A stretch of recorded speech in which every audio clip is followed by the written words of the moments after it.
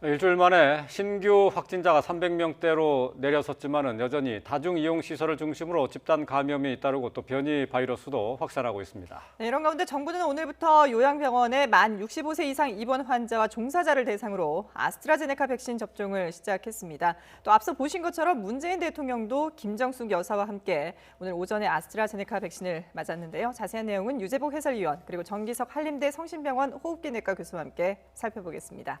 안녕하십니까? 자, 확진자 수가 300명대로 내려왔는데 주말에는 400명대를 유지하더니 어제는 검사 건수가 적지 않았는데도 300명대가 됐어요? 네, 어제는 뭐 눈에 띄는 집단 감염이 없습니다. 경남 지역만 그 조선소, 그다음에 진주 쪽 영향으로 29명이 나왔고요. 나머지 지역에서는 그렇게 확진 환자가 나오는 그런 사례들이 크게 많지 않았고요. 그래서 아마 346명 정도가 나온 것으로 보이고요. 검사량은 어제에 비해서 2배 정도 늘어서요. 예. 양성률이 반으로 떨어졌죠. 0.8%까지 떨어졌습니다. 그러면 그 거제 조선소나 뭐 목욕탕발 이 확진자는 추가된 확진자가 그렇게 크진 않았던 거군요. 많지는 않았던 거군요. 네, 어제 뭐 많이 늘지는 않았고요. 이제 전체적으로 다 그 어느 정도 정리가 돼서 예. 지금 그 어제까지 잡힌 그 확진 환자를 좀 말씀드리면 어제 기준으로 그 옥포 조선소 관련해서 확진 환자가 79명입니다. 79명이고 오늘 한 2~3명 정도가 더 추가된 것으로 아침에 이제 기사가 났는데 네. 최종 확인된 것은 아니라서 뺐습니다. 이 가운데 이제 기업에서 일하는 분들이 59명, 그다음에 이제 식당을 이용했다고 했지 않았습니까? 네. 구내 식당이나 그 부근에 있는 식당들을 같이 이용해서 직원이 4명, 가족이 10명, 지인 접촉자가 6명 이렇게 분류되고 있고요. 이 조선소에 집단 감염이 일어난 것은 이 조선소의 직원들 그리고 이제 협력업체 직원들이 유흥업소를 방문을 했는데 그 유흥업소에서 집단 감염이 됐고 이 유흥업소의 시작점은 목욕탕입니다. 네. 그래서 그래서 유흥업소 목욕탕 관련이 52명으로 이제 분류가 돼서 목욕탕 관련이 2명, 유흥시설 관련이 50명 이렇게 돼 있고요. 어제까지 전체 지금 검사 인원이 한 11,000명 정도 되고요. 조선소에 어제 이제 조업을 안 하고 전 직원을 2,400명 검사를 했는데요. 네. 어제까지 검사가 다 끝난 게 아니고 한 70% 정도 했습니다. 그렇기 때문에 아직도 확진 환자가 더 나올 가능성은 있다 이렇게 보입니다. 네. 지금 학교 학생들 이제 등교해서 수업을 하고 있는데 서울 노원구의 한 고등학교에서 학교 내 감염이 발생했다고요?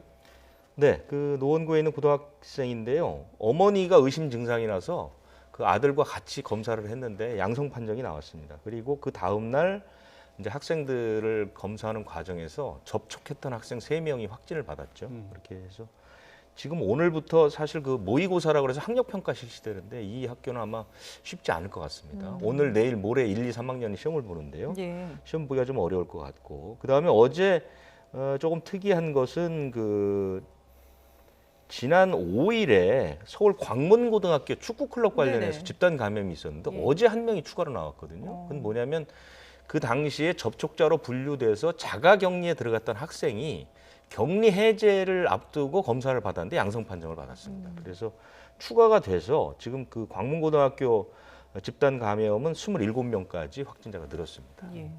거기다가 지금 해외발 변이 바이러스 확진자도 계속 늘고 있는데 지역 내에서도 변이 바이러스 감염 사례가 확인이 됐죠. 그러니까 최근의 경향은 말씀드린 것처럼 확진 환자, 그러니까 그 변이 바이러스 확인이 늘고 사례가 늘고 속도가 좀 빨라지고 해외에서 유입한 변이 바이러스보다는 국내에서 발생한 변이 바이러스가 더 많이 나온다는 그런 특징을 갖고 있는데요. 네. 이것이 이제 국내에 광범위하게 전파되지 않을까 하는 그런 걱정을 사는 그런 부분인데 어제도 마찬가지입니다. 전체적으로 36명인데 국내 발생이 26명입니다. 26명이고 어제는 영국발과 남아공발로 나왔는데 그래서 우리나라 국내 집단 발병이 지금 13건까지 늘었습니다. 어제 네. 4건이 추가가 돼가지고요. 네, 그렇습니다. 그렇게 추가돼서 13건이 됐고 그래서 우리나라에서 현재 확인된 변이 바이러스가 324명 이 가운데 영국, 남아공, 브라질을 빼고 기타 변이 바이러스라고 해서 아직까지 분류가 안 된 바이러스는 75명이 확인이 됐습니다. 네. 어제 뭐 다행스럽게 300명대로 줄어들긴 했습니다만 그동안 뭐 전문가들이 베이스라인이 좀 300명대에서 400명대로 높아진 것이 아닌가 이렇게 추정을 좀 했었거든요. 300명대로 내려왔다고 해서 글쎄요 이제 감염 추이가 조금 수그러드는 거다 이렇게 쉽게 속단할 수는 없겠죠.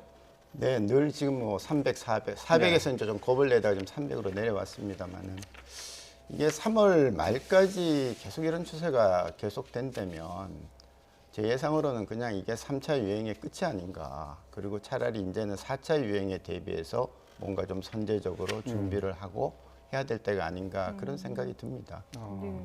지금 이 상태가 지금 쉽게 끝나지는 않을 것이고 이 상태 유지되다가 4차 유행이 올 가능성이 있다 이렇게 보시는 건가요? 예, 왜냐하면 지금 이 숫자가 더 줄려면은 우리가 뭔가 새로운 조치를 획기적인 조치를 해야 되는데 뭐 거리두기 단계가 이제 다시 재조정이 될 겁니다만은 쉽게 올리지는 어렵거든요. 지금 그러다 보니까 이제 각자 개인적인 방역 수칙 잘 지키고 시설별로 관리 잘하고 하는 그거에 매달리는 것은 어떤 획기적인 감소를 기대하기 어렵기 때문에 이러면서 희망적으로는 300명대 쭉 가다가 200명대 가다가 그런 정도 선이 3차 유행의 끝점, 새로운 기준점이 되지 않겠나 하는 그런 생각이 듭니다. 전문가들은 이 지금 현재 상태 300명, 400명 이 상태가 계속 이렇게 정체된 상태에서 유지되는 게 상당히 위험한 신호다라고 보는 경우도 있더라고요. 아무래도 저희가 이렇게 많은 숫자를 계속 이게 지금 일상이 됐지 않습니까? 네. 2달 동안 일상에서 겪어본 적이 없거든요. 그러다 보니까 언젠가는 한번 폭발하겠다. 우리가 1차, 2차, 3차 때 봤던 것 같은 폭발하겠다는 그런 생각이 들고 더더욱이 지금 뭐 감염 조사 중이라는 그 퍼센테이지도 우리는 늘 뭐 25% 전후로 보고 있기 때문에 예, 그런 것들을 보면 지금 400명, 300명 나오는데 그중에 100명은 어디서 감염됐는지 모른다는 거잖아요. 네, 예. 그럼 그게 밝혀지지 않고 가면은 결국 그것이 또 다른 잠재적인 감염의 요소가 되는 것은 뻔하다 그렇게 보는 것이죠. 네. 근데 지금 방역 당국에서는 기준치, 그러니까 낮춰야 된다라는 기준치를 200명대로 보고 있지 않습니까? 그런데 말씀하신 것처럼 이제 26일이면 또 거리두기 조정을 다시 해야 된단 말이죠. 근데 쉽게 올리기가 어려울 것이다라고 하셨는데 지금 만약에 200명대로 낮추기 위해서는 추가로 뭔가 좀 강한 대책이 나와야 되는 시점이 아닌가 싶은데 그렇게 선택을 하기가 힘들다고 보시는 이유가 뭘까요? 국민 정서가 지금 이제 다들 지쳤다 힘든다. 그리고 또 특히 이제 영세 소상공인들이 경제 영위가 어려우니까 활동이 어려우니까 지금 많이 풀어준 상태인데 그걸 다시 올린다고 하면은 반발이 또 만만치가 않겠죠. 그래서 그러다 보니 참 지금은 참 답답할 겁니다. 결정을 하는 입장에서는.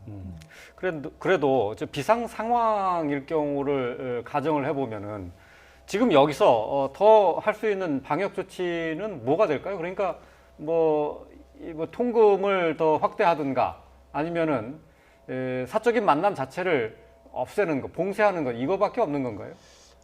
그리고 그것도 이제 정말 새로운 강화된 수칙인데요. 그래서 저는 지금 이제 그 각 개인별로 이 수칙을 그래도 참 열심히 잘 지키는 분들이 있는가 하면 또 무시하고 안 지키는 분들이 있고 시설도 제가 들어가 보면 체크를 열심히 하는 업소도 있고 그냥 들어가도 아무 얘기도 안 하는 업소가 있습니다. 그래서 그런 부분에 대해서 좀 안 지키던 분들이 정상적으로 남들같이 좀 지켜줄 수 있도록 하는 제도, 즉 좀 뭐 자치적으로 좀 이렇게 단속을 한다든지 또 같은 그 업종 사람들끼리도 서로 이제 조정을 좀 한다든지 하는 그런 것들이 있기 전에는 계속 번지는 것을 더 막기는 좀 어렵지 않나 그런 생각이 자꾸 듭니다. 그러니까 지금 현재 상태에서는 방역 수칙을 더 강화하는 것을 생각하기는 좀 쉽지 않고 지금 방역 수칙이 제대로 지켜지는지 이걸 점검하는 게 필요하다 그런 얘기가 되겠네요. 네, 지금 사람이 여러 명 모였대도 불구하고 뭐 이렇게 범칙금이 부과 안 되는 그런 일도 좀 있고 또 분명히 단체로 와서 식사를 하는데도 불구하고 식당 앞에 대형 버스가 있음에도 불구하고 그런 부분들에 대해서 그냥 넘어가는 부분들. 제가 다 보고 있는 부분들이거든요. 그리고 길거리 지나가다 동네 카페 가면은 네 사람이서 아주 사이좋게 마스크 벗고 계속 얘기를 합니다. 네. 물론 제가 걸어가는 시간은 얼마 짧지만 또 어떤 사람은 마스크를 열심히 끼고 있습니다. 그러면 공평해야죠. 예. 좀 힘들게 지키는 사람들한테 그 지키는 기간이 좀 짧을 수 있도록 안 지키는 사람들한테는 어느 정도의 제재가 있어야 되지 않나 그렇게 봅니다. 이제 예. 좀 여러 가지로 어려운 상황인데 지금 이제 특히 진주에서는 그 목욕탕발, 사우나발 그 감염자가 확산이 되면서 상당히 이제 비상 사태 아니겠습니까? 일단 행정명령이 여러 가지가 내려졌는데 약국에서 해열 진통제만 사도 이제 검사를 받아야 되는 상황이 됐고요. 그리고 이제 그 상대동에서는 가족 중에 한 명은 무조건 검사를 받아야 된다 이런 또 행정명령이 내려졌다고요. 그렇습니다. 지금 그 진주 목욕탕발 집단 감염은 최초 확진자가 10일에 나왔으니까 2주 됐는데 예. 어제도 확진자가 나왔습니다. 그래서 208명까지 늘었는데 지금 그 208명뿐만 아니라 이 지역에서 이달 들어서 확진자가 한 310명 정도 나왔는데 그 가운데 절반 이상이 이 상대동이라는 데서 나왔습니다. 그리고 이 집단 감염을 일으키는 연결고리가 그 목욕시설이 3곳인데요. 예. 이 3곳이 전부 상대동에 있습니다. 그래서 이미 상대동은 감염의 우려가 굉장히 높은 곳으로 지정을 해서 진주시에서 한 집에 1명 이상은 검사를 꼭 받아라라는 행정명령을 내린 거죠. 네. 강제적으로 받게 돼 있습니다. 이런 식으로 해서 가능하면 그 주민들은 거의 다 검사를 받는 방식으로 그렇게 가는 것이고 그다음에 그 3개 시설, 사우나 2개, 목욕탕 1곳은 전원 진단검사 행정명령을 내렸죠. 그래서 아마 지금 그 기초자치단체, 그다음에 동 단위로는 지금까지 가장 강한 명령이나 조치가 들어가는 것으로 이렇게 알려져 있습니다. 예. 네. 뭐 진주시에서는 뭐 해열제만 구입을 해도 진단 검사를 받아야 된다라는 행정명령을 내리고 또 얼마 전에는 뭐 경기도나 서울시에서 외국인 노동자의 강제 진단도 행정명령을 내리면서 뭐 인종차별 또 인권침해 논란도 있었어요. 근데 지금 상황이 좀 그만큼 급박하다는 반증이 되는 거죠. 네, 그렇긴 합니다만 사실 뭐 해열제를 사면 무조건 검사를 해야 된다라는 것은 좀 너무 지극히 좀 행정 편의주의적인 아닌가 그렇게 보고 차라리 그렇게 할 것보다는 좀 더 세밀하게 파고 들어가서 이 지역을 이런 문제가 있으니 여기를 먼저 선제적으로 검사를 해야 되겠다라고 이렇게 조금 더 과학적으로 풀어가는 게 낫지 않겠나 싶습니다. 어떻게 그 해열제 먹는다고 다 검사를 하고 그러게요. 하는 것은 예. 그 행정 상당히- 편의주의 때문에 그런 거겠죠. 네. 예. 뭐 좀 더 그러니까 이 감염의 경로를 파악하기가 쉽지 않으니까 좀 쉽게 할 수 있는 방법으로 이렇게 책상에서 이제 앉아서 생각을 해내는 것들인데 조금 더 이 상황에 따른 상황에 맞는 이제 방역 수칙이나 이 행정적인 어떤 조치 같은 게 그런 게 필요하다는 그런 얘기가 되겠습니다. 예. 해열 진통제가요. 사실은 이 코로나19가 열나는 사람이 그렇게 많지 않거든요. 예, 그렇기 때문에 해열 진통제를 먹는 사람들은 평소에 여기저기 아픈 사람들이 먹는 겁니다. 판매고를 조사해 보시면 아시겠지만 지금 코로나19 때문에 열나서 해열 진통제를 먹는 사람은 아마 1%도 안 될 겁니다. 그러면 나머지 99%는 내가 평소에 여기저기 아파서 자꾸 약을 먹는데 그때마다 검사를 해야 될까요? 예, 그런 것들을 생각해 보면 의학적이지 않다 그런 말씀드립니다. 예. 코로나19의 대표적인 그 증상으로 발열을 꼽지 않았습니까? 근데 그게 실제로는 증상이 그렇게 열이 나는 경우가 별로 없다는 건가요? 지금 뭐 식당에만 가도 먼저 발열 체크를 체크부터, 하잖아요. 예. 예. 그게 제일 쉽기 때문에 그런 것이죠. 예. 그러면 같이 나오는 비염이라든지 냄새를 못 만든다라든지 이런 것들도 사실은 다 조금 물어보고 체크를 해야 되는데 이제 어려우니까요. 이제 열 체크를 하는 것이 가장 쉽기 때문에 하고 있는 것이지 결코 그렇지 않습니다. 지금 무증상자 40% 그분들은 어떻게 할 겁니까? 유증상자 중에서도 그렇게 열이 펄펄 나고 하는 사람들 그렇게 많지 않은 걸로 알고 있습니다. 그렇군요. 자, 어쨌든 뭐 지금 현재 이제 백신 접종이 이루어지고 있기 때문에 조만간에 이제 마스크를 써도 안 써도 되지 않겠느냐 하는 뭐 기대는 갖고 있습니다. 예. 오늘 앞서서 전해드렸습니다마는 문재인 대통령 부부가 백신 접종을 마쳤는데요. 백신 접종을 하기 전에 문 대통령이 백신의 안전성을 믿고 또 백신 접종을 해달라라고 어제 당부도 했었습니다. 들어보고 오겠습니다. 아스트라제네카 백신의 안전성과 효과가 국제적으로 재확인되었습니다. 대다수 유럽 국가들도 접종을 재개했고 우리 질병청도 65세 이상까지 접종 대상을 확대하였습니다. 정부는 백신 접종과 집단 면역의 속도를 당초 계획보다 높여 나가겠습니다. 국민들께서도 백신의 안전성에 조금 더 의심을 품지 마시고 접종 순서가 되는 대로 접종에 응해 주시기 바랍니다. 네, 문재인 대통령 오늘 아침 9시에 종로 보건소에 가서 백신 접종을 마쳤는데 말이죠. 2차 접종까지 해야 되는 거죠? 그렇습니다. 10주 정도 후니까요. 지금 그 문재인 대통령이 그 주사를 맞은 건 두 가지 이유가 있는데요. 첫 번째는 그 6월에 영국에서 큰 회의가 있거든요. 네. 그거 참석하기 위해서 이제 시간을 역으로 돌려보니 이쯤 맞아야 됩니다. 그리고 이제 굳이 아스트라제네카를 선택한 것은 아무래도 이제 그 홍보 효과가 있는 것이죠. 네. 아스트라제네카는 하여간 의구심들이 있으니까요. 이런 것들을 좀 잠재우는 그런 측면에서 대통령이 맞았다 이렇게 평가할 수 있는 것이고요.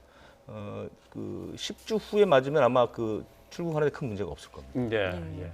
뭐 정세균 총리도 본인도 맞을 수 있다 뭐 이런 얘기도 밝히기도 했는데 전체적으로는 어제까지 그러면 백신 접종이 어느 정도 이루어진 건가요? 어제는 한 2,700명 정도 맞아서요. 전체적으로는 지금 84.8% 그러니까 1차 접종 대상 가운데 네. 한 85% 정도가 맞았고요. 그러니까 화이자 2차 접종한 사람은 883명입니다. 그리고 이상 반응도 지금 이제 비교적 안정적으로 어제는 신고가 101건이 들어왔는데 그중에 100건이 경증, 그러니까 뭐 열이 좀 난다든가 뭐 통증이 있다거나 이런 것이고 어제는 뭐 중증 신고는 한 건 는 정도, 그러니까 비교적 접종과 신고 이 관계는 비교적 안정적으로 간다 이렇게 볼 수 있습니다. 백신 접종 후에 뭐 여러 가지 이상 증세가 보고되고 있는데 백신과의 연관성이 처음으로 인정된 이상 반응이 나왔다고요? 네, 이제 2명이 나왔거든요. 2명이 나왔는데 이제 사망 가운데 이제 3건, 그 다음에 중증 신고 가운데 10건 이렇게 심의를 했는데 그 가운데 사망은 연관이 없는 거로 나왔고 네. 10건 가운데 2건이 인과성이 있다 이렇게 나왔습니다. 하나는 그 20대 응급 여성 그 대응 요원인데 응급 요원인데 예. 여성인데 아나필락시스 반응이 나온 것으로 이렇게 이제 어제 발표가 됐고 네. 또 한 사람은 40대 요양병원 입원 환자인데 이 사람은 중증, 그러니까 발작 증세가 온 것이죠. 그래서 이분은 맞은 뒤 12시간쯤 후에 뭐 열이 오르고 경련이 있고 그 다음날 혈압이 떨어지는 그런 것들이 나와서 이 두 사례는 접종과 증상이 연관성이 있다 이렇게 이제 결정은 아니고 최종 결정은 아니지만 어쨌든 이제 판정이 나온 것이고요. 나머지는 모두 무관하다 이렇게 나왔습니다. 정 교수님, 그동안에 많은 이상 반응 사례들이 있었는데 대부분은 이제 관련이 없다라고 했는데 이 두 사례만 인정이 된 특별한 이유가 있을까요? 어떤 관계 때문이라고 봐야 되나요? 이 아나필락시스는 정말 인과관계가 딱 예. 떨어졌거든요. 예. 맞자마자 금방 나왔고 아나필락시스 볼 수 있는 현상들이 나타났기 때문에 있는 것이고요. 아나필락시스는 일반 백신들은 100만 명에 한두 명 정도 생긴다고 알려져 있고요. mRNA 백신 최근에 나온 것들은 조금 더 많이 생긴다고 알려져 있고요. 이 아스트라제네카 백신은 그보다는 덜 생긴다고 되어 있습니다만 네. 아스트라제네카 백신 안에 폴리솔베이트라는 아나필락시스를 일으킬 수 있는 물질이 들어있고요. 네. 화이자 모더나도 폴리에틸렌 글라이콜이라는 게 들어있고 다 들어있기 때문에 어느 정도 빈도 안에서 생기는 것은 어쩔 수 없는 일이다. 그렇게 보셔야 되고 네. 그것 때문에 주사 맞고 절대 떠나지 마시고 15분, 예. 30분 있으시라는 거고 그렇죠. 의사 앞에서 발견만 되면 저희가 주사 한번 놔드리면 금방 회복이 됩니다. 그 자리에서요. 예. 근데 또 한 분 같은 경우는 아나필락시스가 아니라 12시간 지나서 이제 고열과 또 경련 반응이 있었다는 건데 말이죠. 이거는 글쎄요. 고열 같은 경우에는 많이 보고가 됐는데 왜 이 경우는 인정이 된 건가요? 아마 자세히 그 내용은 못 봤습니다만은 이 지금 고열, 경련, 혈압저하 이렇게 네. 그 떨어지는 과정이 아마도 고열이 나는 것은 확실하고요. 그러니까 그러니까 지금 일반 열이 나는 것도 맞고 열 나는 거 인과관계가 없다는 건 아닙니다. 그건 우리가 예상하는 그 인과관계고요.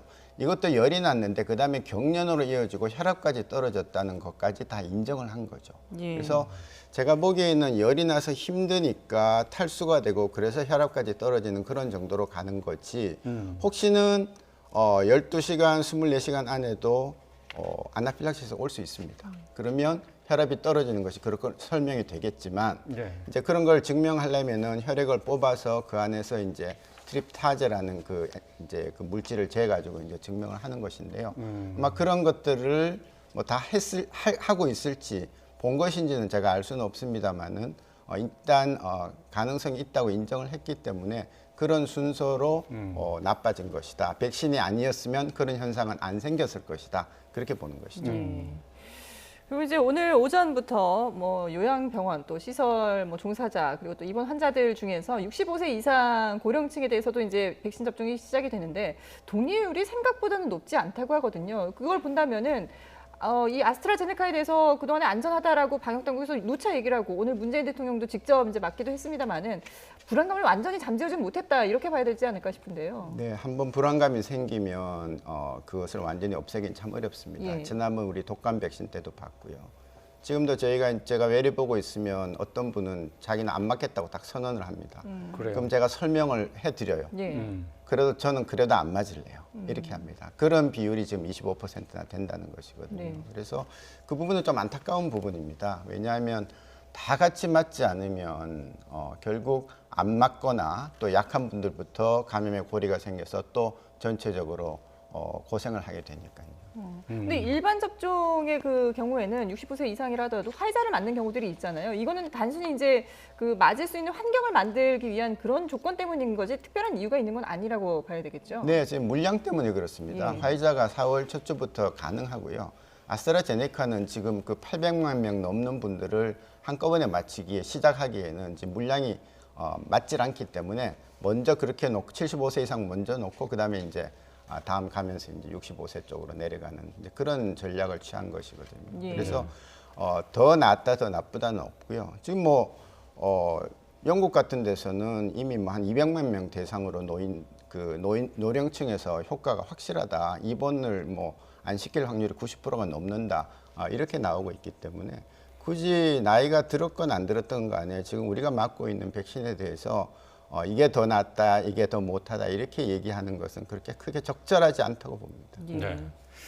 뭐 아스트라제네카 백신의 효과성에 대해서는 뭐 큰 이견은 없습니다만 안전성에 이제 계속 논란이 일고 있는데 미국에서 이 효과성과 관련한 추가 임상 시험을 한 결과가 나왔는데 당초 알려진 것보다는 더 높은 것으로 나왔다고요? 이 결과가 이제 우리가 기다렸던 결과입니다. 지난달에 그 백신 접종 계획을 발표하면서 65살 이상 어르신들을 일단 유보할 때 네. 기다렸던 결과가 이 결과입니다. 아. 미국에서 온다는 그 결과인데 사실은 이 결과 오기 전에 이제 유럽 쪽에서 먼저 발표가 나면서 접종은 시작됐지만 예.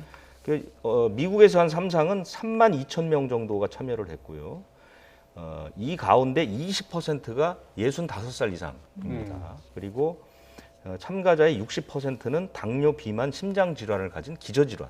그러니까 사실상 우리가 이제 아스트라제네카를 둘러싸고 우려했던 그런 그 대상자들이 포함이 된 것이죠. 그 결과 예방 효과가 79%가 나왔습니다. 다른 나라에서 했을 때는 이제 70% 정도가 나왔는데 그보다 네. 더 많이 나왔고요.